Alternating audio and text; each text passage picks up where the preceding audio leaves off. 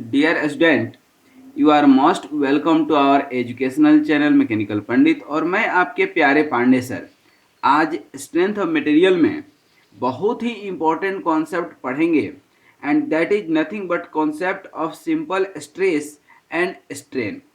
अब स्ट्रेस और स्ट्रेन, यदि स्ट्रेंथ ऑफ मटेरियल की इंट्रोडक्टरी वीडियो आप देखे होंगे तो मैंने बताया था कि स्ट्रेस और स्ट्रेन अर्थात किसी भी साइकिल की या मोटरसाइकिल की जिस तरह से दो पहिया होती है, दो पहिया के बिना गाड़ी नहीं चलेगा, ठीक उसी तरह से स्ट्रेस और स्ट्रेन के बिना काम नहीं चलने वाला है। इसके अलावा आज वीडियो हो सकता है थोड़ा सा लंबा हो, लेकिन लंबा हुआ तो क्या हुआ, कॉन्सेप्ट आज ही मिलना है। तो कॉन्सेप्ट को समझने के लिए आज सिंपल स्ट्रेस स्ट्रेन तो बताएंगे ही बताएंगे, टाइप्स ऑफ स्ट्रेस बताएंगे, टाइप्स ऑफ स्ट्रेन बताएंगे, और चूंकि स्ट्रेस और स्ट्रेन के बीच क्या कोई रिलेशन होता है तो वह भी हम बताएंगे। यदि हम सबसे पहले बात करें सॉम की, स्ट्रेंथ ऑफ मटेरियल की, तो हमने आपको बताया था कि what ever be the material, दुनिया क्या है, मटेरियलिस्टिक वर्ड है, हर जगह मटेरियल की जरूरत पड़नी है। Without material you can not think anything. ठीक है, अब कोई मटेरियल है, यह मटेरियल है आपका, थोड़ा सा समझ लीजिएगा। इसके ऊपर यदि आप इधर फोर्स लगाते हैं, कोई भी फोर्स लगाते हैं, मान लीजिए कि एफ फोर्स लगाते हैं, तो मटेरियल क्या होगा, ओब्वियसली इधर मूव करना शुरू कर जाएगा। लेकिन यदि हम मूवमेंट को, मोशन को, ठीक है, नहीं होने देते हैं, अर्थात या तो इसको फिक्स कर दें या जो आपने उधर फोर्स लगाया वही फोर्स हम इधर भी लगा दिए, तो what will happen, instead of motion, motion के जगह क्या होने लगेगा, मटेरियल के अंदर डिफॉर्मेशन होने लगेगा। और जहां पर डिफॉर्मेशन स्टार्ट होता है वहीं पर स्ट्रेंथ ऑफ मटेरियल रोल पे आता है। यहाँ पर मटेरियल कैसे डिफॉर्म होगा कि दोनों साइड आप फोर्स लगाएंगे तो यहाँ पर मटेरियल जो है क्या हो जाएगा, आपका डिफॉर्म हो जाएगा, इलोंगेट हो जाएगा। ठीक है, पहले लेंथ मान लीजिए कि एल था, अब लेंथ जो है कितना हो जाएगा, एल डैश मान लीजिए। ठीक है ना, इसको अभी हम लोग और डिटेल में पढ़ेंगे। लेकिन हुआ क्या, डिफॉर्मेशन हो गया। अब देखिए कोई मटेरियल है, ठीक ना, what ever with the material, material का मैं नाम नहीं ले रहा हूं, आप कोई भी मटेरियल अपने हिसाब से सोच सकते हैं। ठीक है, deformation of material under different kinds of load तो हम लोग पढ़ेंगे, लेकिन मटेरियल के अंदर नहीं घुसेंगे। ठीक है, लेकिन एक चीज आपको बता दें कि ये वही मटेरियल है, यदि मान लीजिए कि ये कोई रबर मटेरियल होता, क्या है, ये रबर है, तो रबर क्या होता, यदि इसके ऊपर आप फोर्स लगाएंगे तो ये इजीली इलोंगेट हो जाएगा। लेकिन सपोज कीजिए कि स्टील है, सपोज कीजिए क्या है, स्टील है, और इसके ऊपर जब आप 50 न्यूटन का फोर्स लगाएंगे इधर भी और इधर भी क्या होगा, कोई फर्क नहीं पड़ेगा। हम फोर्स को और बढ़ा दिए, ठीक है ना, और बढ़ा दिए तो धीरे धीरे क्या हो जाएगा, इसके अंदर इलोंगेशन आ जाएगा, मतलब डिफॉर्मेशन आ जाएगा। ठीक है, इसका मतलब है कि 50 न्यूटन पे 100 न्यूटन पर इसमें डिफॉर्मेशन नहीं आया, इसके ऊपर जब फोर्स लगा रहे हैं तो डिफॉर्मेशन आ रहा है। इसका मतलब कि 50 न्यूटन तक कोई ना कोई इंटरनल फोर्स लग रहा होगा यहाँ पर, इस साइड अपोजिट साइड में, इसके अपोजिट इधर, इसके अपोजिट इधर, यहाँ पर देखें तो इसका मतलब कि मटेरियल की अपनी कुछ स्ट्रेंथ होगी कि स्टील जो है इजिली इलोंगेट हो जाता है, कॉपर इजिली इलोंगेट नहीं होता है, एल्युमिनियम जल्दी इलोंगेट हो जाता है, मतलब हर मटेरियल की अपनी स्ट्रेंथ होगी। रबर इजिली इलोंगेट हो जाएगा, मतलब कि रबर की स्ट्रेंथ कम है। प्लास्टिक टूट जाएगा, दैट मीन्स कि ब्रिटल मटेरियल है। तो मटेरियल की डक्टिलिटी या इलास्टिसिटी इस चीज पे डिपेंड करेगा कि एक तो इलोंगेट हो गया, अब आप इसको फोर्स जीरो कर देते हैं, मतलब फोर्स हटा देते हैं, तो क्या होगा, ये अपने ओरिजिनल जगह पर आ जाएगा। क्या होगा, ये अपने ओरिजिनल जगह पर आ जाएगा। ठीक है, तो whenever the body is subjected to force, the body will start deformation and in practice there is no rigid body। कोई भी बॉडी हो उसके अंदर इलोंगेशन आएगा ही आएगा, कई बार हमें दिख जाता है, कई बार हमें नहीं दिखता है। ठीक है ना, तो the body resist the deformation, deformation को रेजिस्ट करेगा by developing the stress, by developing the stress.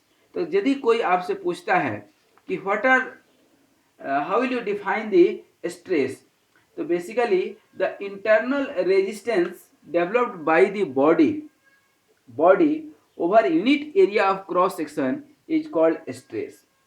ठीक है। कंपेरेटिव कंपेरेटिव जो है, comparison of different types of material will have different strength.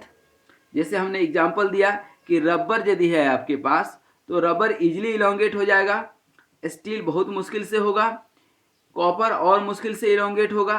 तो जितना डक्टिलिटी मतलब इलोंगेशन डिफॉर्मेशन जितना इजीली हो जाएगा उतनी उसकी स्ट्रेंथ कम होगी। ठीक है। अब देखिए, यदि हम बात करते हैं स्ट्रेस की, तो how will you define the stress. हम स्ट्रेस कैसे डिफाइन करते हैं,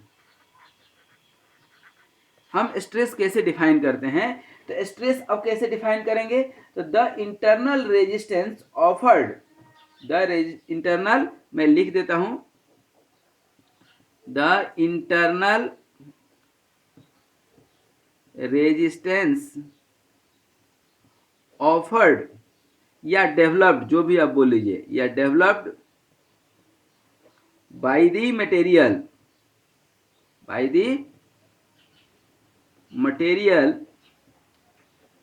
against the external applied force, external applied force is known as stress। ठीक है। अब स्ट्रेस को जब डिफाइन करेंगे तो कैसे इंडिकेट करते हैं, सिग्मा से। और ये क्या हो जाएगा, जो आपने फोर्स लगाया, सपोज कीजिए कि P लगाया, तो P upon area, force applied upon cross sectional area, क्या बोलते हैं इसको, क्रॉस सेक्शनल एरिया। क्या बोलते हैं, याद रखिए, क्रॉस सेक्शनल एरिया। यदि आप पूछेंगे टाइप्स ऑफ द स्ट्रेस, ठीक है ना, तो अब टाइप्स ऑफ स्ट्रेस थोड़ा सा देख लीजिए, यहां पर समझने की कोशिश कीजिएगा। क्या बता रहे हैं आपको, टाइप्स ऑफ स्ट्रेस। पहला टाइप क्या होगा, पहला टाइप होता है नॉर्मल स्ट्रेस। क्या होता है, ध्यान दीजिएगा, नॉर्मल स्ट्रेस, दैट मीन्स की stress acting perpendicular to the cross section of the beam या material whatever it is. ये कोई आपका मटेरियल है, तो बेसिकली ये तो आपका 2D व्यू है, 3D व्यू में आप देखेंगे तो कुछ ऐसा दिखेगा या नहीं, ठीक है, ऐसा दिखेगा। अब यहां पर आपने इधर फोर्स लगाया क्या, P, इधर भी लगाएंगे आप P। अब इसके अंदर जो बीच में कहीं भी इंटरनल रेजिस्टेंस डेवलप होगा, ठीक है ना, हर जगह हर पॉइंट पे डेवलप होगा। कितना होगा, P अपन क्रॉस सेक्शनल एरिया, ठीक है ना। तो नॉर्मल स्ट्रेस यदि आप निकालेंगे तो क्या हो जाता है, P अपन नॉर्मल एरिया। एरिया कैसे निकालेंगे, ये देखिए कितना है, इसका विड्थ कितना है, मान लीजिए B, और ये कितना है इधर T, और लेंथ कितना है आपका L। तो एरिया कितना हो जाएगा, P upon B into T, ये length into width, rectangular cross section. ठीक है। अब नॉर्मल स्ट्रेस के बाद होता है, अब इस पे जो आपने लगाया है, क्या लगाए हैं, अच्छा देखिए, ये जो अभी हम बात कर रहे हैं यूनी एक्सियल स्ट्रेस की, एक्स डायरेक्शन में लग रहा है कि नहीं, इस वाई डायरेक्शन में भी लग सकता है, वाई डायरेक्शन में भी, जेड डायरेक्शन में भी। तो ये जो स्ट्रेस होता है यूनी एक्सियल हो सकता है किसी बॉडी के ऊपर, बाई एक्सियल हो सकता है, और लास्ट में ट्राई एक्सियल भी हो सकता है, ठीक ना। दैट मीन्स कि सिग्मा एक्स, इधर सिग्मा बाई एक्सियल में sigma y plus sigma x, और इधर sigma x sigma y plus sigma z, तीनों लगेगा, तीनों डायरेक्शन में। ठीक है। उसके बाद ध्यान दीजिएगा, अब यहां पर जो स्ट्रेस आप लगा रहे हैं ये क्या है, अपने आप में नेचर क्या है इसका, टेंसाइल। कोई बॉडी है, ये मान लीजिए बॉडी है, इसमें आप क्या लगा रहे हैं, टेंसाइल फोर्स लगा रहे हैं। तो इसके चलते जो स्ट्रेस जनरेट होगा उसको हम लोग बोलते हैं टेंसाइल स्ट्रेस। क्या बोलते हैं? Tensile stress. और इसको इंडिकेट करेंगे किससे? सिग्मा टी से, ठीक ना। तो टेंसाइल फोर्स अपन एरिया। इसी के ठीक उल्टा ऐसा भी हो सकता है कि कोई हमारा ये मटेरियल है और इसके ऊपर जो है हम कंप्रेसिव फोर्स लगा दें, दोनों साइड से कंप्रेस कर दें, तो ये हमारा सिग्मा सी हो जाएगा, compressive stress, compressive force upon area. Just opposite tensile को यदि पॉजिटिव लेंगे, टेंसाइल को यदि पॉजिटिव लेंगे तो कंप्रेसिव को निगेटिव लेंगे, और कंप्रेसिव को यदि पॉजिटिव लेंगे तो टेंसाइल को निगेटिव लेंगे। ध्यान रखिएगा, क्योंकि दोनों एक दूसरे के क्या हैं? अपोजिट हैं, ठीक है। एक दूसरे टाइप का स्ट्रेस देखिए, that is called longitudinal stress. क्या बोलते हैं? Longitudinal stress. और लॉन्गिट्यूडिनल के ही स्ट्रेस के जस्ट अपोजिट होता है लेटरल स्ट्रेस। ध्यान रखिएगा, लेटरल स्ट्रेस या ट्रांसवर्स स्ट्रेस, ठीक ना। दैट मीन्स कि if there is a section, if there is a section, suppose कीजिए कि इस तरह से कोई आपका सिलेंडर है, ठीक है, इस सिलेंडर है। तो चलिए सिलेंडर तो थोड़ा दूर की बात हो गई, अपन सिंपल समझते हैं, ये है ना, ठीक है। अब देखिए यहाँ पर यदि आप फोर्स लगाएंगे तो इसको बोलते हैं लॉन्गिट्यूडिनल स्ट्रेस, लेकिन इसके ऊपर फोर्स आप लगाते हैं तो आप देखेंगे कि ये तो इलोंगेट हो गया कि नहीं? इलोंगेट होगा, ठीक ना, ये इलोंगेट हो गया। इलोंगेट हो गया तो आप इधर से भी तो फोर्स लगा सकते हैं। ये जो लीनियर है एक्सिस के अलोंग, इसमें एक्सिस कहाँ है? एक्सिस ये है आपका, तो एक्सिस के अलोंग जो हम लगाते हैं उसको लॉन्गिट्यूडिनल बोलते हैं, और एक्सिस के जो परपेंडिकुलर लगाते हैं उसको हम लोग बोलते हैं लेटरल स्ट्रेस। क्या बोलते हैं? लेटरल स्ट्रेस, ठीक है। इसको जरूर याद रखिएगा। अब उसी तरह से थोड़ा सा ध्यान दीजिएगा, एक स्ट्रेस आता है that is the hoop stress. Second last है हमारा हुप स्ट्रेस। हुप स्ट्रेस क्या होता है कि सर्कुलर सेक्शन पर जो हमारा स्ट्रेस जनरेट होता है, क्या? सर्कुलर सेक्शन पर। अब ये कहाँ पर सेक्शन जनरेट होता है? तो ध्यान दीजिएगा कि पुराने ज़माने में जो बैलगाड़ी होता था, जिसका जगह आज ट्रैक्टर ले लिया है, कार ले लिया है, बस ले लिया है, उस पर ये लकड़ी का जो है व्हील होता था, उसके ऊपर लोहे का जो है एक जो है लेयर चढ़ाते थे। कैसे चढ़ाते थे कि ये लोहे का लेयर है, इसको हीटअप कर देते थे। हीट करेंगे तो क्या होगा? इलोंगेट हो जाएगा। इलोंगेट होगा तो इसके ऊपर हम लोग चढ़ा देंगे और फिर इसको कूल कर देंगे। कूल करेंगे तो सिकुड़ेगा, ठीक है, कॉन्ट्रैक्शन होगा और ये आ करके चिपक जाएगा इसके साथ, ठीक है। तो उसके अंदर जो स्ट्रेस डेवलप होता था उसको हम लोग बोलते हैं हुप स्ट्रेस या सर्कमफेरेंशियल स्ट्रेस। हुप स्ट्रेस या याद रखिएगा सर्कमफेरेंशियल स्ट्रेस। ये जैसे कोई प्रेशर वेसल है, ये कोई पाइप है, ठीक है, ये क्या है? पाइप है, ठीक है। तो अब यहाँ पर यदि आप ध्यान देंगे, ठीक है, ध्यान देंगे तो यहाँ दो तरह का स्ट्रेस जनरेट होगा, ठीक है। एक कौन सा स्ट्रेस जनरेट होगा? देखिए ये पाइप है, ठीक है। अब जो इसके अंदर स्ट्रेस होगा, अब दोनों मास ये क्लॉज है और इसके अंदर जो है स्ट्रेस जनरेट होगा, तो ये क्या होगा? इस ट्यूब को जो है इस साइड इलोंगेशन देगा, ठीक है, पहला चीज। और दूसरा चीज, इसका जो आप साइड से आप देखेंगे तो कैसे दिखेगा? ऐसे दिखेगा, सर्कुलर। और इसके अंदर जो फ्लूइड है वो क्या होगा? इसके ऊपर फोर्स लगाएगा कि नहीं? Radial force. और इसी फोर्स को हम लोग बोलते हैं सर्कमफ्रेंशियल स्ट्रेस या हुप स्ट्रेस।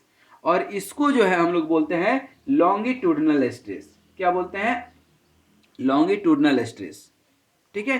तो कोई भी पाइप के अंदर दो तरह का फोर्स लगता है, टेंजेंशियल या लॉन्गिट्यूडिनल। इस तरह का जो फोर्स होता है उसको हम लोग लास्ट देख लीजिए टेंजेंशियल स्ट्रेस बोलते हैं। टेंजेंशियल स्ट्रेस, ठीक है। टेंजेंशियल स्ट्रेस या इसी को हम लोग बोलते हैं शियर स्ट्रेस। शियर स्ट्रेस, ध्यान रखिएगा, इसी को क्या बोलते हैं, शियर स्ट्रेस। अब शियर स्ट्रेस की बात आई तो अब ये लगता है सरफेस के अलोंग बेसिकली, दैट मीन्स कि if the external force tends to shear the member along the cross section then it is called shear force और शियर स्ट्रेस। अभी कैसे काम करता है तो थोड़ा सा यहां समझ लीजिएगा। ये कोई बॉडी है, अभी क्या कर रहे थे हम कि हम यहां पर फोर्स लगा रहे थे तो ये क्या हो जाता था, हमारा लीनियर स्ट्रेस या लेटरल स्ट्रेस।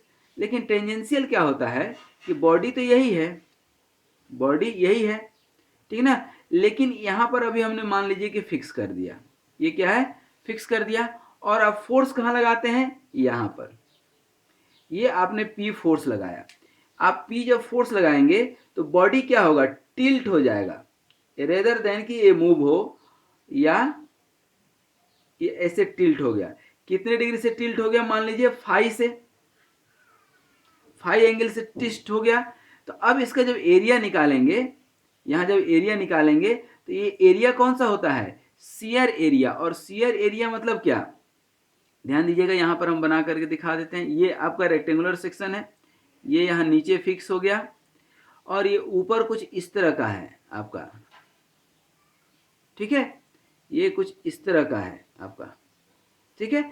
अब यहां पर आप फोर्स लगाएंगे, ठीक है, तो एरिया कौन सा लेंगे, अभी तक तो हम लोग ये वाला एरिया ले लेते थे, अब कौन सा एरिया लेना होगा, ये वाला एरिया, ठीक है। तो ये एरिया कितना हो जाएगा, लेंथ एल और ये विड्थ बी, ठीक है ना, तो ये बी विड्थ, तो ये बी, और ये कितना था हमारा टी। तो जब हम नॉर्मल स्ट्रेस निकालेंगे सिग्मा टी, ध्यान दीजिए, तो क्या होगा, P upon B into T, ठीक है ना, ये वाला क्रॉस सेक्शनल एरिया, क्योंकि फोर्स यहां पे लग रहा है।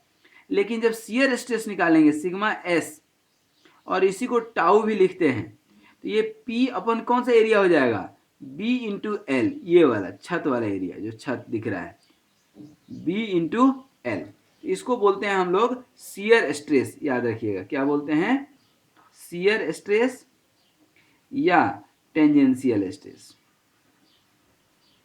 क्या बोलते हैं, टेंजेंशियल स्ट्रेस, ठीक है। आई थिंक यहां तक कोई डाउट नहीं होगा, ठीक है। अब थोड़ा सा हम देख लें यूनिट ऑफ द स्ट्रेस, क्या, यूनिट ऑफ स्ट्रेस, ठीक है। अब देखिए स्ट्रेस का जहां भी आप देखे होंगे तो क्या यूनिट निकल करके आ रहा है, पी अपन ए, मतलब लोड अपन एरिया, फोर्स अपन एरिया।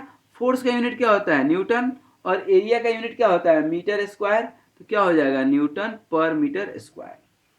अब कुछ स्टैंडर्ड इसका यूनिट है। अब यदि ज़्यादा स्ट्रेस डेवलप हो रहा है तो वही क्या हो जाएगा, किलो न्यूटन पर मीटर स्क्वायर। न्यूटन पर मीटर स्क्वायर को ही हम लोग पास्कल लिखते हैं, तो इसको क्या लिख सकते हैं, किलो पास्कल। मेगा पास्कल भी लिखते हैं, मेगा पास्कल मतलब 10⁶ पास्कल, या 10⁶ न्यूटन पर मीटर स्क्वायर। या इसी को हम लोग 1 जो है न्यूटन पर mm² भी लिखते हैं, मतलब 1 न्यूटन पर mm² को आप 1 मेगा पास्कल लिख सकते हैं। और यदि बड़ी वैल्यू आ गई तो 10⁹ पास्कल, मतलब 1 गीगा पास्कल, ठीक है। जनरली कोई भी मटेरियल में गीगा पास्कल तक में काम हमारा चल जाता है, ठीक है। तो गीगा पास्कल।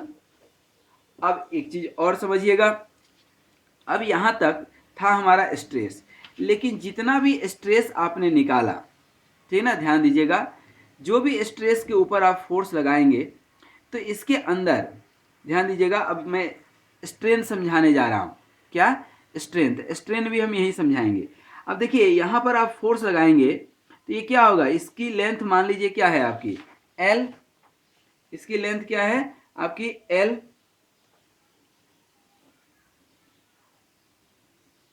एल, ठीक है। एक क्लियर यहां पर समझा देते हैं, देखिए आप, ये जो है आपका क्या है, कोई बॉडी है, इसके ऊपर आप फोर्स लगाए हैं, ठीक है, फोर्स पी।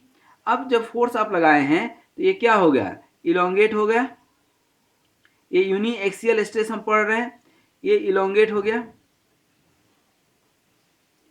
अब देखिए यहां पर अभी जो लेंथ था कितना था, पहले लेंथ कितना था एल, और अब कितना लेंथ हो गया, अब कितना लेंथ हो गया L1 मान लीजिए, ठीक ना। तो चेंज इन लेंथ कितना हो गया,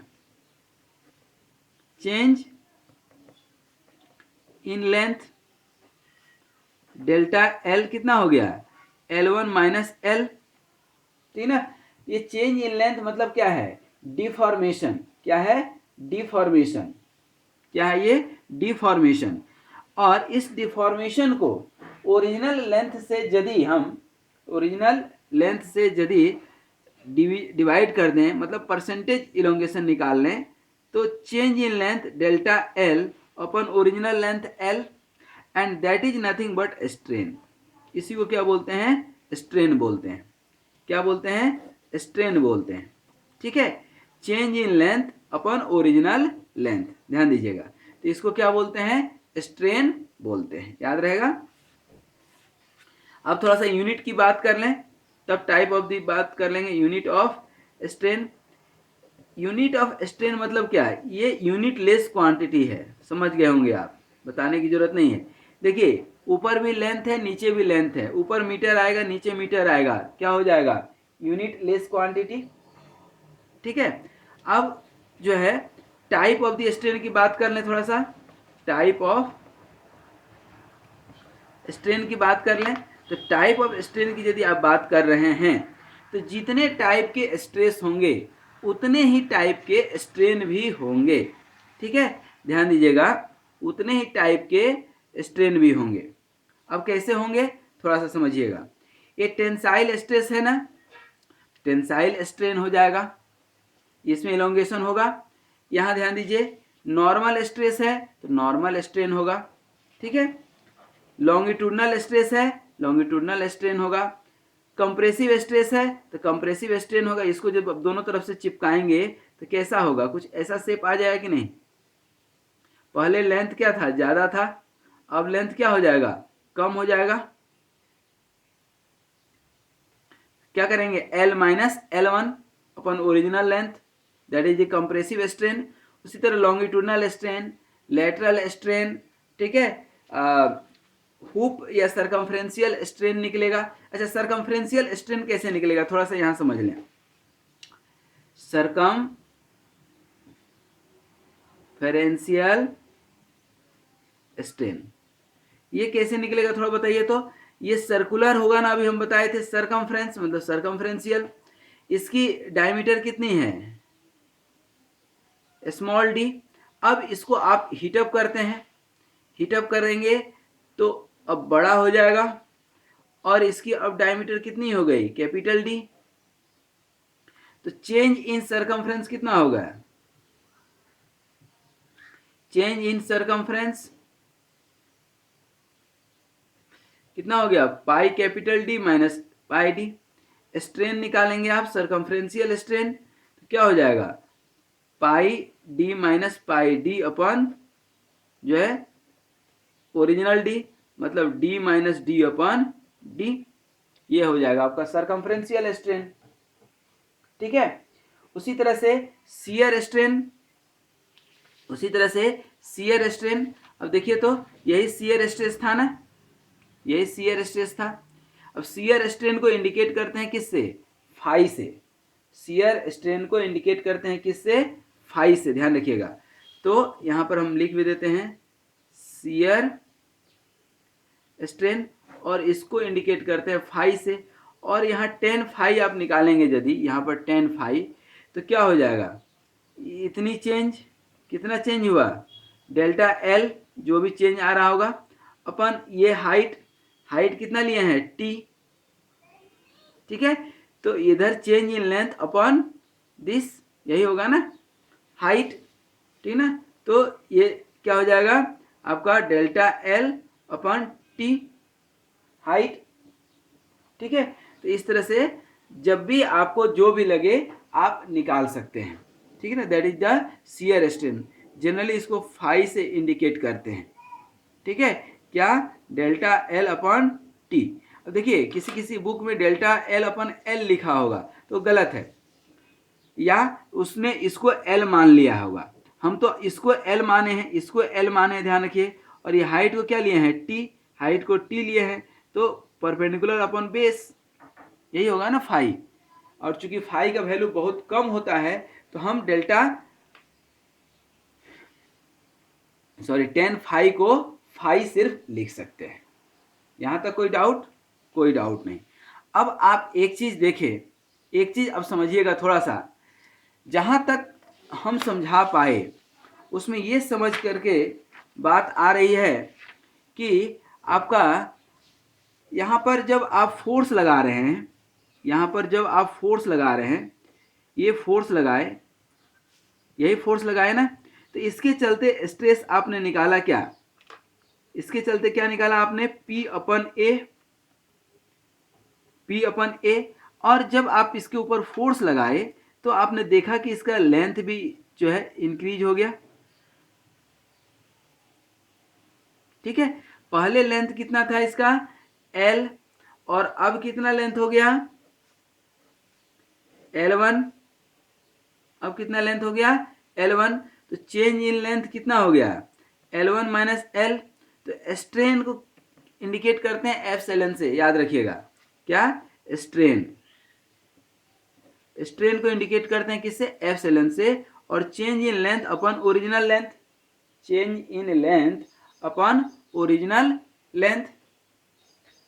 ठीक है, क्या निकालेंगे, change in length upon original length.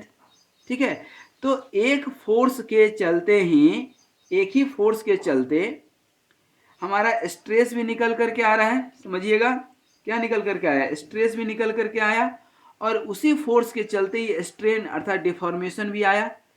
कहने का मतलब मेरा ये है कि एक ही बाप के दो बेटे, stress and strain.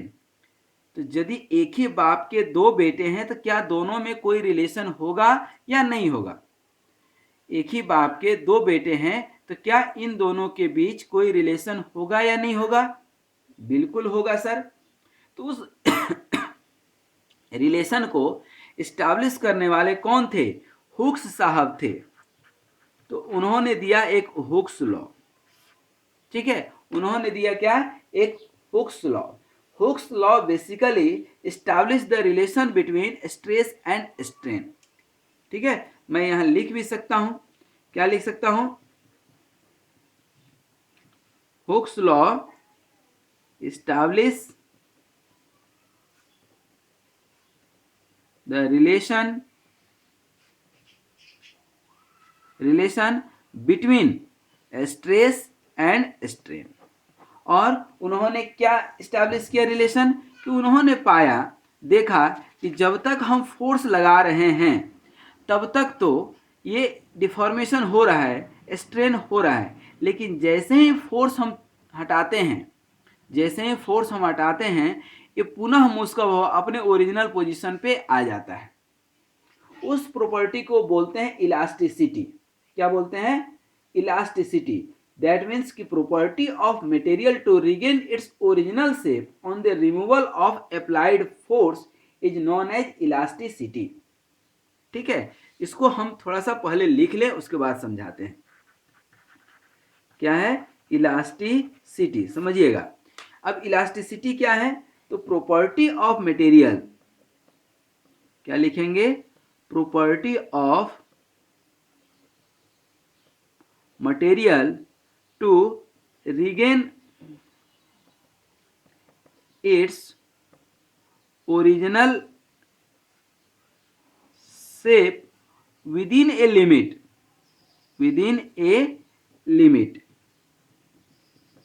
is called elasticity, ध्यान दीजिएगा। अब उसको क्या बोलते हैं, property of material to regain its original shape within a limit is called elasticity. अब मेरा कहना यह है कि विदिन ए लिमिट, उस लिमिट को क्या बोलते हैं, तो उस लिमिट को बोलते हैं इलास्टिक लिमिट। ठीक है ना, उसको हम लोग बोलते हैं क्या, इलास्टिक लिमिट। सर ये समझेंगे कैसे, भाई देखिए, भगवान न करे ऐसा हो, लेकिन कभी एक्सीडेंट होता है, कहीं चोट लगता है, आप दवा दारू कराते हैं और वो चोट ठीक हो जाता है। दैट मीन्स कि एक लिमिट तक टूटा तब तो ठीक हो गया, लेकिन यदि ज़्यादा टूट गया, परमानेंट डिसेबिलिटी आ गया, तो उसको क्या बोलेंगे? इलास्टिक लिमिट के ऊपर टूटा। जैसे कोई आपके घर में सामान है, खराब हो गया, आप जाते हैं डॉक्टर के यहाँ अर्थात मैकेनिक के यहाँ, वह रिपेयर करके दे देता है, तो रिपेयरेबल है, रिपेयर हो गया। यदि रिपेयर हो गया मतलब कि वो खराब तो हुआ, लेकिन एक लिमिट के अंदर खराब हुआ था। लेकिन कई बार आप जाते हैं, बोलता है कि अब ये ठीक नहीं होगा, इसको तो अब आप साहब फेंक दो। फेंक दो मतलब क्या? इलास्टिक लिमिट के ऊपर खराब हो गया। मतलब कोई हमारा मटेरियल है और मटेरियल के ऊपर आप फोर्स लगाते हैं, ठीक है, तो इसके अंदर इलोंगेशन तो होता है, इलोंगेशन हुआ, लेकिन जैसे ही आप फोर्स रिमूव करते हैं, ये पुनः मुस्कब अपने ओरिजिनल जगह पर आ जाता है। ठीक है, नहीं विश्वास है तो आपके अपने घर में कोई रबर मटेरियल होगा, अब रबर को खींचिए, देखिए आप खींचेंगे, इलोंगेट होगा और इसको छोड़ दीजिए, फिर अपने जगह पर आ जाता है कि नहीं? ठीक है, तो that is the elastic material. ठीक है, लेकिन आप खींचते खींचते इतना ज़्यादा खींच दिए कि वो रबर की इलास्टिसिटी ही गायब हो गई, वो बेचारा जो है हार थक करके घर ही छोड़ दिया, बोला कि अब हमसे संभव नहीं है लौटना, अब हमसे संभव नहीं है कि हम लौट पाए, क्योंकि आपने एक लिमिट पार कर दी। ठीक है, उस लिमिट को ही हम लोग बोलते हैं क्या? Elastic limit. ठीक है, अब याद रहेगा इलास्टिक लिमिट क्या है। अब उसी के हेल्प से हुक्स साहब ने एक रिलेशन एस्टैब्लिश किया, ठीक है ना, और उन्होंने कहा कि stress is directly proportional to strain. ये उन्होंने एक रिलेशन यहां पर दे दिया। ठीक है, अब stress is directly proportional to strain, तो यहां पर जब हम लिखते हैं स्ट्रेस इज इक्वल टू, अब क्या आएगा? कांस्टेंट ऑफ प्रोपोर्शनलिटी और इनटू क्या आ जाएगा? स्ट्रेन। ठीक है, अब स्ट्रेन क्या हो गया? सिग्मा, और इस कांस्टेंट को बोलते हैं इलास्टिक कांस्टेंट। इस कांस्टेंट को क्या बोलते हैं? इलास्टिक कांस्टेंट, और इसको इंडिकेट करते हैं ई से, और यहां पर बोलते हैं मॉडुलस ऑफ इलास्टिसिटी, और स्ट्रेन को क्या? एप्सिलॉन। ठीक है, यहां पर सिग्मा इक्वल टू, आप क्या लिखे? ई, और एप्सिलॉन का क्या लिखते हैं आप? Delta L upon L. क्या लिखेंगे? डेल्टा एल अपन एल, और इसी को आप क्या लिखे? सिग्मा। ध्यान दीजिए, सिग्मा को क्या लिखेंगे? P upon A, P upon A. ठीक है, तो क्या लिखेंगे? P upon A equal to E into delta L upon L. ठीक है, क्या लिख सकते हैं इसको आप? P upon A E delta L upon L, या आप चेंज इन लेंथ निकालना चाहें तो क्या निकल सकते हैं? ये P L upon A E, P L upon A ई। अब पी एल अपन ए ई क्या इंडिकेट कर रहा है आपका? पी एल अपन ए ई। अब हम ये जानना चाहते हैं कि कोई मटेरियल है, इसके ऊपर आप पी फोर्स लगाए, इसकी लेंथ एल है, ठीक ना, और इसकी इलास्टिसिटी ई है, तो इलास्टिसिटी ई है, इसकी जो है इलास्टिसिटी यदि ई है, क्रॉस सेक्शनल एरिया ए है, तो कितना इलोंगेशन आएगा पी जो फोर्स अप्लाई करेंगे, तो इससे आप चेंज इन लेंथ निकाल सकते हैं, और इसके बेसिस पे अनेकों न्यूमेरिकल करेंगे हम लोग, इसी क्लास में करेंगे। ठीक है, अब थोड़ा सा जाते जाते हम लोग देखेंगे different types of elastic constant, different types of elastic constant थोड़ा सा देख लीजिए। अब ये इलास्टिक, दैट मीन्स की हुक्स लॉ यदि हम देखें तो क्या निकला आपका? Sigma equal to E into epsilon. ये क्या है आपका? इलास्टिक कांस्टेंट है, इलास्टिक कांस्टेंट है। तो different types of elastic constant होते हैं। ठीक है, different types of elastic constant होते हैं। कौन कौन से होते हैं? जितने टाइप के स्ट्रेस होते हैं उतने टाइप के स्ट्रेन हमने आपको बताए अभी। कौन कौन से? थोड़ा सा ध्यान दीजिए, तीन ही टाइप के मेनली हमने आपको स्ट्रेस और स्ट्रेन बताए हैं, ध्यान दीजिएगा, ठीक है। और वो भी मेनली दो ही टाइप के, ठीक है। पहला हमने आपको बताया, यहाँ पर क्या लिखेंगे, इलास्टिक कांस्टेंट, इलास्टिक कांस्टेंट। अब इन सब के बीच में जो है हम लोग रिलेशन भी पढ़ेंगे, लेकिन अभी सिर्फ इलास्टिक कांस्टेंट हम लोग पढ़ लें कि टाइप्स ऑफ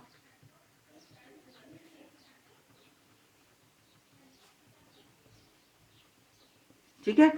अब देखिएगा, नॉर्मल स्ट्रेस या कंप्रेसिव स्ट्रेस से जो निकालते हैं, ठीक है, तो इससे जो आपका लीनियर स्ट्रेस होता है, ये लीनियर स्ट्रेस कह लीजिए या कंप्रेसिव कह लीजिए या टेंसाइल कह लीजिए, ठीक है, ये सब जो भी स्ट्रेस है इसके अंदर सिग्मा नॉर्मल स्ट्रेस निकलता है और इसको बोलते हैं यंग मॉडुलस ऑफ इलास्टिसिटी और एप्सिलॉन, ठीक ना। इसको क्या बोलते हैं, यंग्स मॉडुलस ऑफ इलास्टिसिटी। इसकी वैल्यू जो है जनरली डक्टाइल मटेरियल के लिए, आयरन वगैरह के लिए 210 मेगा पास्कल होता है, याद रखिएगा, ठीक है ना। एवरेज एक हम बता दिए, इसी तरह से हर मटेरियल का अलग अलग होता है, ठीक है। ई जो है आपको निकालना नहीं रहता है, ये actually property of the material है, ठीक है। जो निकला हुआ ऑलरेडी डिजाइन डाटा बुक में रहेगा या न्यूमेरिकल देगा तो न्यूमेरिकल में रहेगा। और इसकी यूनिट क्या होती है, देखिए ये तो यूनिटलेस क्वांटिटी है स्ट्रेन, और इसकी यूनिट क्या है, न्यूटन पर मीटर स्क्वायर, तो इसकी भी यूनिट क्या हो जाएगी, न्यूटन पर मीटर स्क्वायर या मेगा पास्कल, ठीक है। तो ये नॉर्मल स्ट्रेस है। उसी तरह से एक होता है आपका शियर स्ट्रेस, क्या, शियर स्ट्रेस अभी हमने पढ़ाए हैं, ठीक है।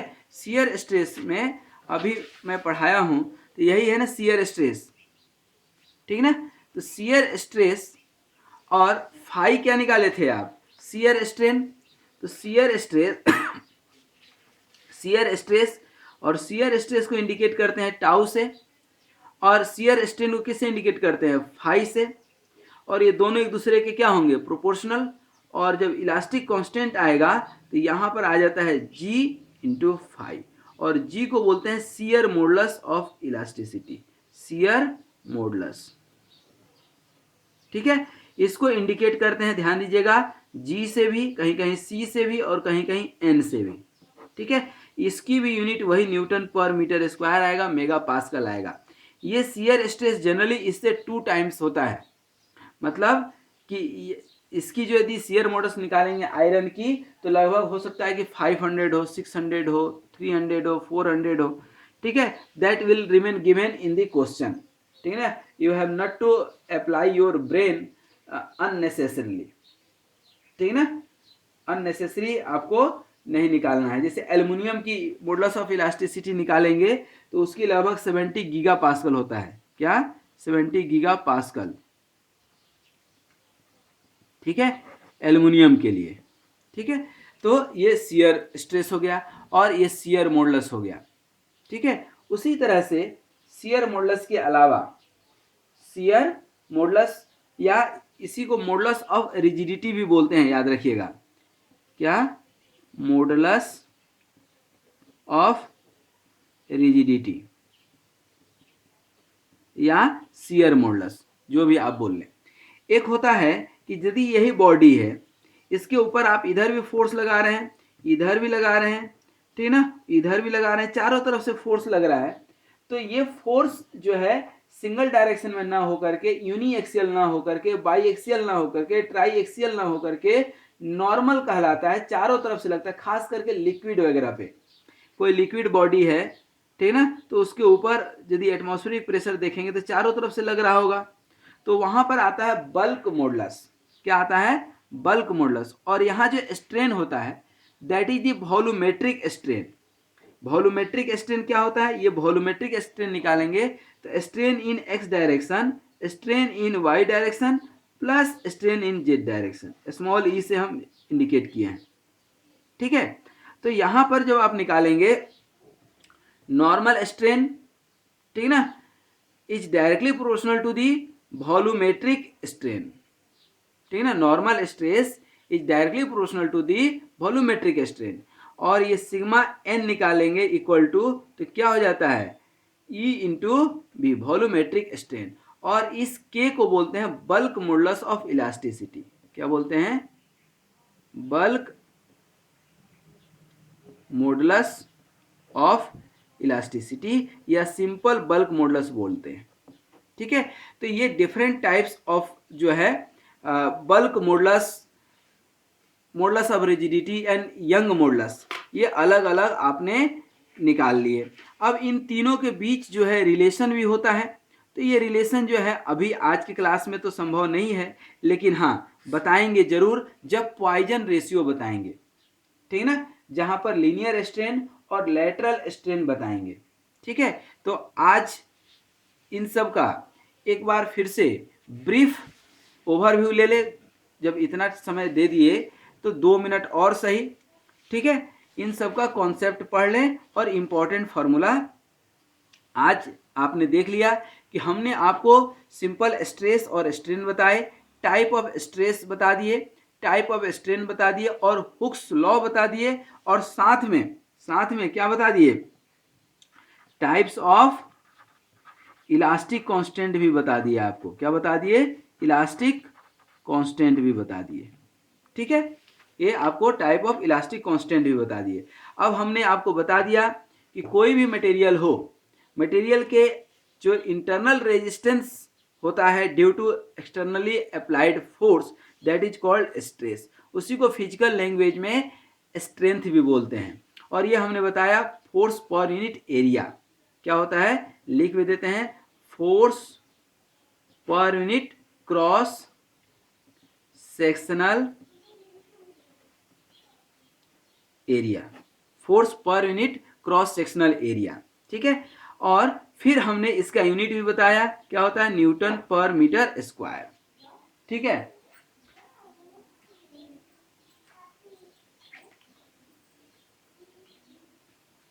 ठीक है, force per unit cross sectional area.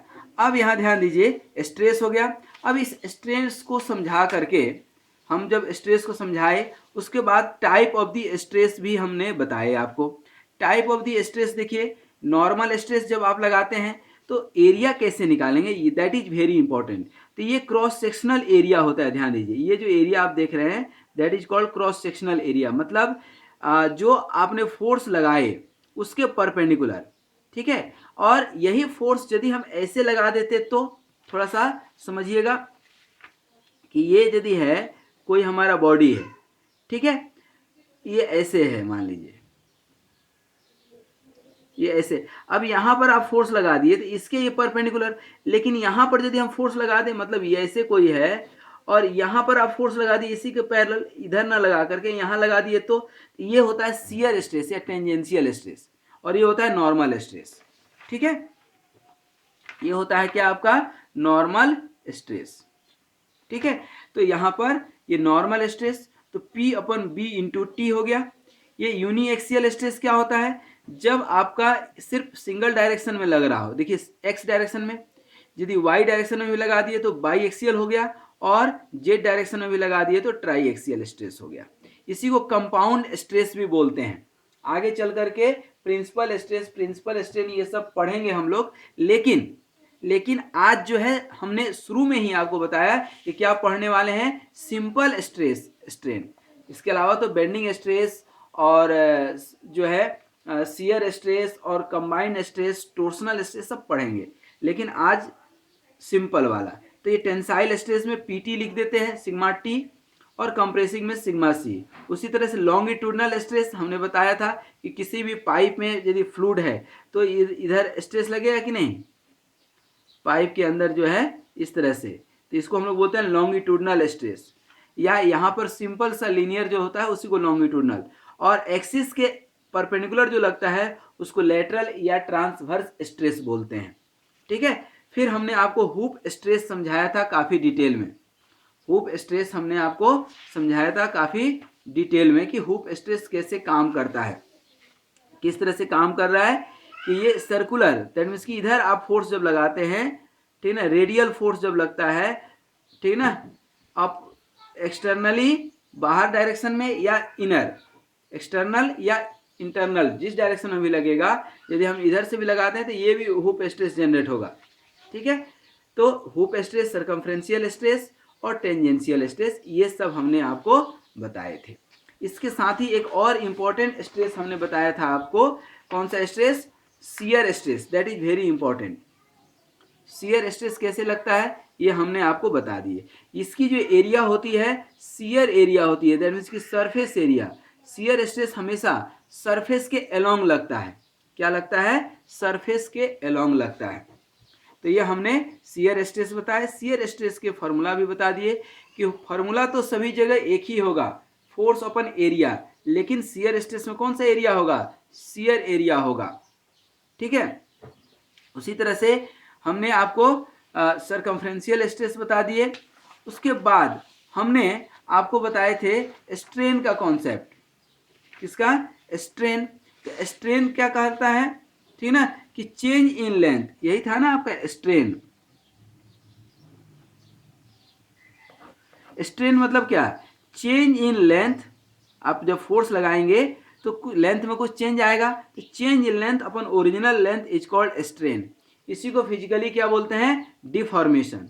Unit of the strain क्या होता है? It is unit less quantity.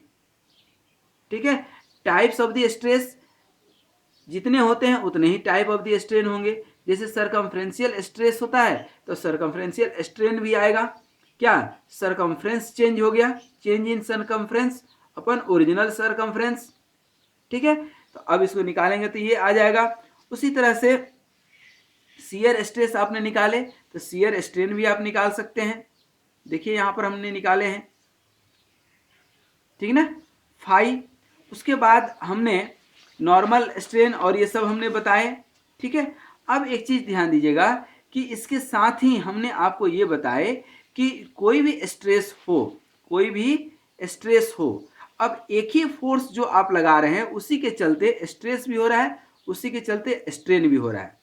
इसका मतलब एक ही बाप के दो बच्चे हैं, दोनों में कोई ना कोई रिलेशन होगा। उस रिलेशन को इस्टेब्लिश किया हुक्स लॉ ने। हुक्स साहब ने कहा कि stress is directly proportional to strain within the elastic limit, within a limit. उस लिमिट को हम लोग किसी और क्लास में पढ़ेंगे, ठीक ना, जहां पर स्ट्रेस स्ट्रेन की रिलेशनशिप पढ़ेंगे। ठीक है, आज इतना समझिए कि stress is directly proportional to the strain within an elastic limit, that is the Hooke's law. ठीक है, अब हुक्स लॉ में एक आ गया कि विद इन इलास्टिक लिमिट। अब इलास्टिक लिमिट क्या है और इलास्टिसिटी क्या है? तो basically elasticity is the property of material to regain its original shape within a limit is called elasticity. ध्यान से समझिएगा, property of material to regain its original shape within a limit is called elasticity. ठीक है, and that limit is nothing but it is called elastic limit. उसको क्या बोलते हैं? Elastic limit. ठीक है, अब उन्होंने इस्टेब्लिश किया कि स्ट्रेस इज, अब अभी तक क्या था हमारा कि stress is directly proportional to strain. अब कांस्टेंट ऑफ प्रोपोर्शनलिटी हटाए तो एक कांस्टेंट ऑफ प्रोपोर्शनलिटी यहां पर आएगा जिसको कांस्टेंट हम बोलते हैं, और इस कांस्टेंट को उन्होंने क्या कहा? Elastic constant. ठीक है, इलास्टिक कांस्टेंट को इंडिकेट किया हमने ई से, कैपिटल ई से, या इलास्टिसिटी से। अब ये एक रिलेशन निकल कर के आया, और ये रिलेशन हमने आपको बताया it is one of the most important. इसके ऊपर एक न्यूमेरिकल आता ही आता है, चाहे कॉम्पिटिटिव एग्जाम में आ जाए या आपके किसी यूनिवर्सिटी एग्जाम में आ जाए या आपके कॉलेज असेसमेंट में आ जाए, लेकिन कहीं ना कहीं आएगा तो जरूर।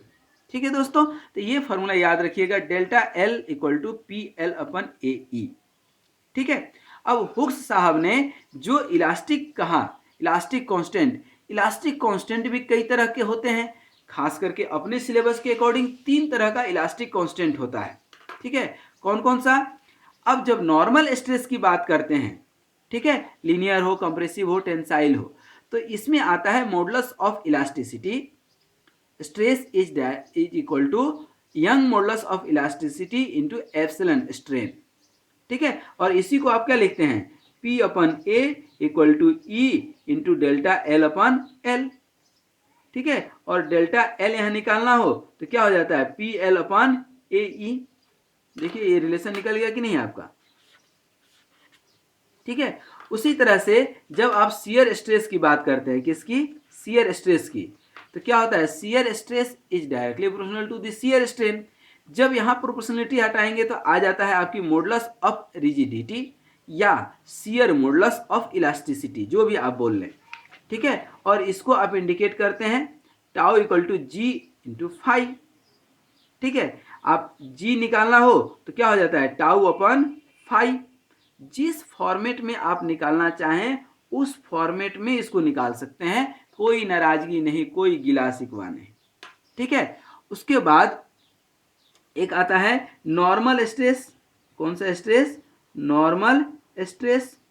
नॉर्मल स्ट्रेस दैट मीन्स कि इन ऑल डायरेक्शन, जैसे किसी फ्लूइड एलिमेंट पे लग रहा हो तो यहाँ पर कौन सा स्ट्रेन निकलेगा, सारे डायरेक्शन में। मतलब कोई ये बॉडी है, ये कोई बॉडी है, ध्यान दीजिए, इसके ऊपर एक्स डायरेक्शन में भी लग रहा है, वाई डायरेक्शन में भी लग रहा है और जेड डायरेक्शन में भी लग रहा है, तीनों डायरेक्शन में।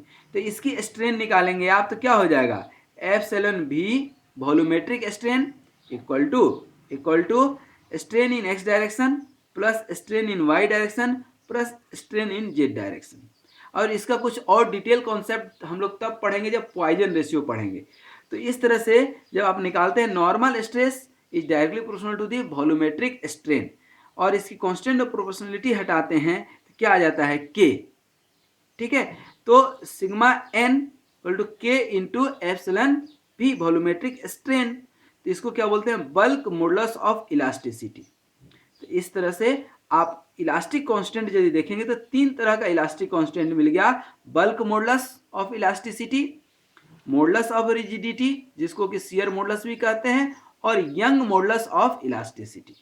आप सब यंग इंजीनियर हैं, सबसे ज़्यादा यूज यंग मॉडुलस का ही आता है, शियर का भी आएगा और इसका भी आएगा। अब इन तीनों के बीच भी, सब ये मौसेरे भाई हैं तो इनके बीच भी एक रिलेशन एस्टैब्लिश होगा, ठीक है। इन सब के बीच भी रिलेशन एस्टैब्लिश होगा जो हम लोग नेक्स्ट क्लास में देखेंगे, इसके बाद वाले वीडियो में, जिसमें पॉइजन रेशियो पढ़ेंगे, ठीक है। तो आज यहीं तक। अब हम उम्मीद करते हैं कि आज के इस लेक्चर को, खूबसूरत लेक्चर को आप समझे होंगे, ठीक है ना। पुनः एक बार आप देख लीजिए, ठीक है ना। इस तरह से स्ट्रेस पढ़े, स्ट्रेन पढ़े, ठीक ना। और हम लोगों ने स्ट्रेस पढ़े, स्ट्रेन पढ़े, डिफरेंट टाइप्स ऑफ स्ट्रेस पढ़े, ठीक है। और स्ट्रेन का कॉन्सेप्ट पढ़ लिए पूरा, ठीक है ना। और साथ में जो है शियर स्ट्रेस भी पढ़ लिए, ठीक है।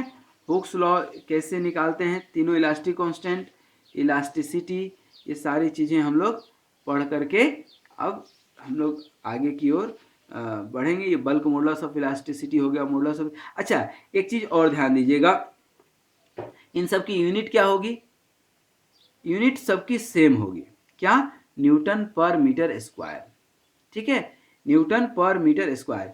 ये जो है बल्क मॉडुलस मतलब कंप्रेसिबिलिटी को, इसको कंप्रेसिबिलिटी फैक्टर भी कई बार बोलते हैं। तो कंप्रेसिबिलिटी में इसकी एप्लीकेशन सबसे ज़्यादा देखने मिलती है, इसमें कंप्रेसिबिलिटी में, मतलब कोई लिक्विड जो है कंप्रेसिबल है कि नहीं।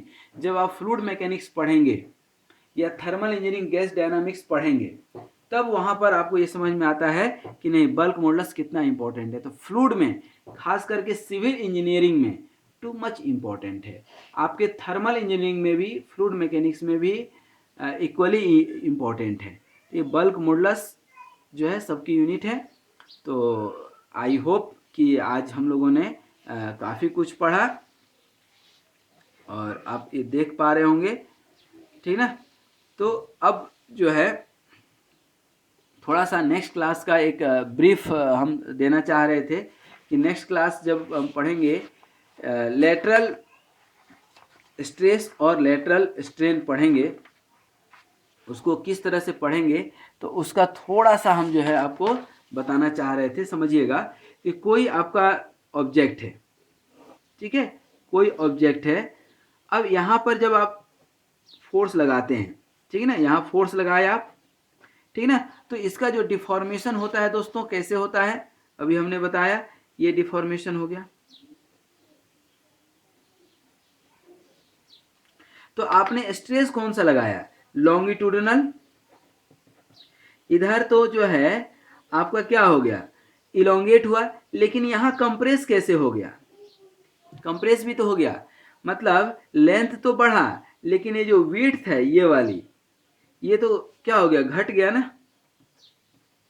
तो अब यहां पर दो तरह का स्ट्रेन निकलेगा, लीनियर स्ट्रेन, क्या निकालेंगे आप, delta L upon L, change in length upon original length. और इसी तरह से एक निकलता है लेटरल स्ट्रेन, बता दें आपको थोड़ा सा, 2 मिनट, भले ये नेक्स्ट क्लास का टॉपिक है लेकिन ये थोड़ा सा जानना जरूरी है। और लेटरल स्ट्रेन मतलब डेल्टा बी अपन बी, ये चेंज हुआ कि नहीं, ये पहले कैपिटल बी था मान लीजिए, और अब स्मॉल बी हो गया। तो आपने इधर तो कोई फोर्स लगाया नहीं ना, ये तो ऑटोमेटिक लगा, तो ये जनरली क्या होता है, माइनस हो जाता है। अब जब पढ़ाएंगे आपको नेक्स्ट क्लास में तब वो ज़्यादा समझ में आएगा, लेकिन अब बस यहाँ पर थोड़ा सा ध्यान रखिए, यही पॉइजन रेशियो होता है जिसको इंडिकेट करते हैं भी से, म्यू से, ये न्यू से करते हैं, या म्यू से, या इसी को 1/m से भी इंडिकेट करते हैं। और ये होता है आपका lateral strain upon linear strain. Lateral strain क्या है आपका, डेल्टा बी अपन बी अपन डेल्टा एल अपन एल, ठीक है। तो इसको म्यू, और म्यू के ही रेस्पेक्ट में जो आपका 3 इलास्टिक कांस्टेंट निकला, कौन कौन सा, young modulus of elasticity, modulus of rigidity, ठीक है ना, और एक क्या निकला, बल्क मॉडुलस, इन से जो है इसके टर्म में रिलेशन निकलेगा, जैसे स्ट्रेस और स्ट्रेन में रिलेशन निकला था आपका, ठीक ना, वह निकालेंगे, और नेक्स्ट क्लास में जो है निकालेंगे। और इसके साथ ही एक चीज और पढ़ेंगे, अभी तक आप देख रहे थे कि ये जो है आपका सिंपल है, तो हम ये मानकर चलते, एजम्पशन है कि यूनिफॉर्म क्रॉस सेक्शन है, मतलब यहाँ जो एरिया है वही एरिया यहाँ है, वही एरिया यहाँ है, वही एरिया यहाँ है। लेकिन ऐसा भी तो हो सकता है कि ये यूनिफॉर्म ना हो करके थोड़ा टेपर्ड हो, मतलब area is changing at every next section, हर एक अलग सेक्शन पर एरिया क्या हो रहा है, चेंज हो रहा हो, तब आप कैसे निकालेंगे, how will you get the stress and strain, change in length कैसे निकालेंगे, ठीक है। तो दैट इज वेरी इंपॉर्टेंट, इसके रिलेटेड ही निकालेंगे। इस तरह से यदि आपका कोई लटक रहा है, यहाँ पर लटका दिए, तो क्या रिलेशन निकलेगा, ठीक है ना, चेंज इन लेंथ कितना निकल करके आएगा। तो इस तरह की लगभग हम लोग जो है 20 से 25 न्यूमेरिकल करेंगे, ठीक है। तो आज यहीं तक, आज जो है हम लोगों ने जो पढ़ा concept of stress, concept of strain, और साथ में ही हुक्स लॉ पढ़े, टाइप्स ऑफ इलास्टिक कांस्टेंट पढ़े, और नेक्स्ट क्लास में relation between elastic constant and Poisson ratio पढ़ेंगे। उसके बाद टेपर्ड सेक्शन के जो है निकालेंगे, कंपोजिट सेक्शन पढ़ेंगे, थर्मल स्ट्रेसेस पढ़ेंगे, और इन सब के ऊपर जो है जितना मैक्सिमम हो सकता है न्यूमेरिकल भी करेंगे। And at the same time I